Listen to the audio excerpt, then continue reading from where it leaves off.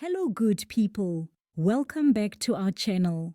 This episode examines the rise of Michael Sandlana, how his leadership claim took hold, and how the IPHC fractured into rival factions.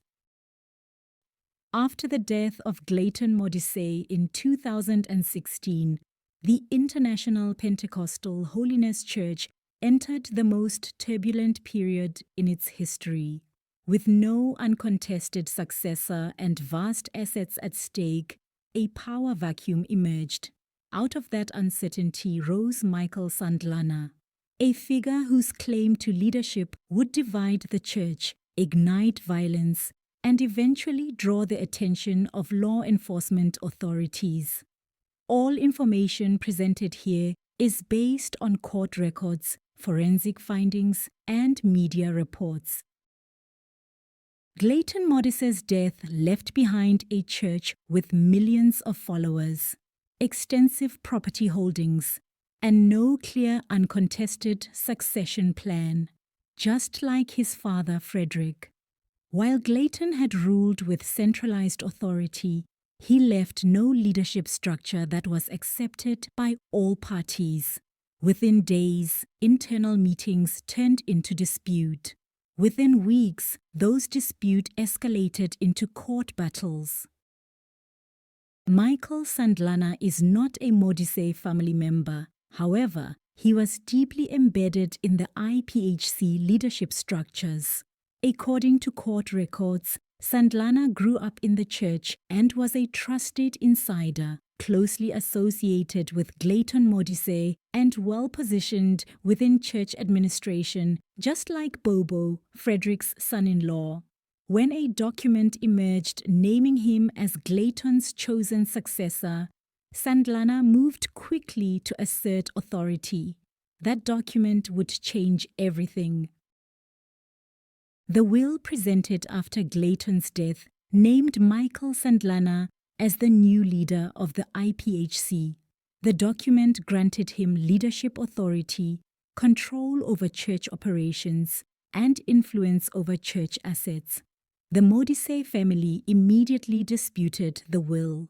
They approached the courts arguing that the document was not authentic. Glayton had never communicated such intentions, and that the signature did not appear genuine.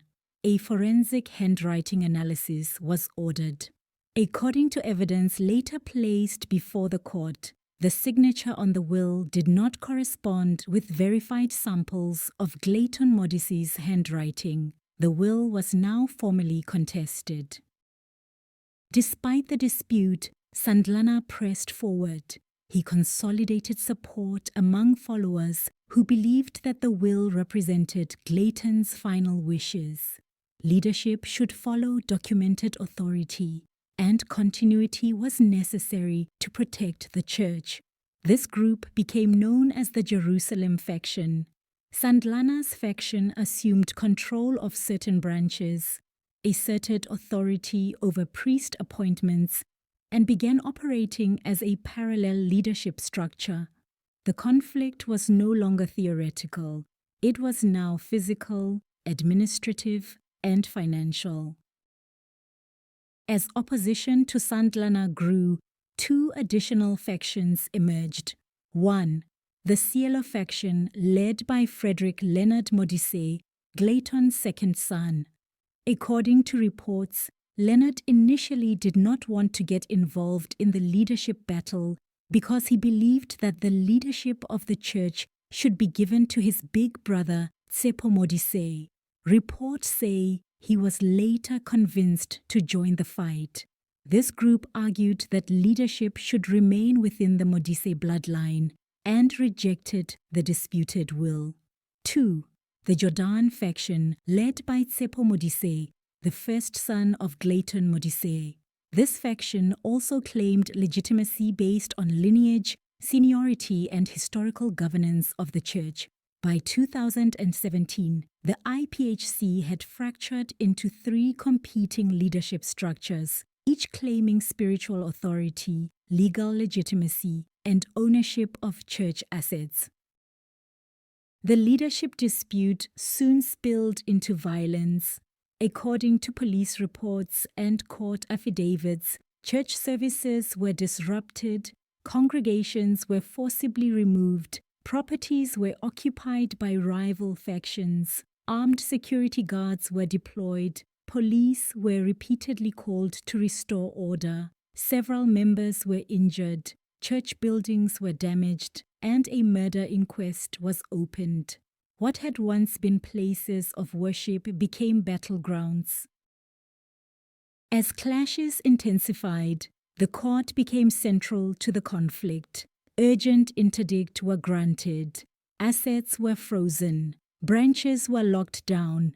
Each faction produced documents claiming legitimacy. At the center of these proceedings remained one question: was the will that Michael Sandlana produced authentic? This question would soon move beyond civil courts into the criminal justice system. As forensic findings gained attention and disputes deepened, investigators began examining how the disputed documents were created, how they were processed, and who may have benefited from their recognition. This marked the beginning of criminal investigations that would later lead to several arrests. Sandlana, who was once at the height of his influence, now faced mounting scrutiny. By the end of this chapter, the IPHC was no longer a unified church. It was three rival institutions divided by leadership claims, scarred by violence, and locked in court battles. Michael Sandlana's rise reshaped the church, but it also set the stage for a far more serious legal troubles. In the next episode, we examine how this religious dispute crossed into criminal territory, involving allegations of fraud, judicial misconduct, multiple identities, and multiple arrests. If you love our videos and want to see more of our future videos, please subscribe and get notified when we release our next video. Thanks for watching and see you in the next episode.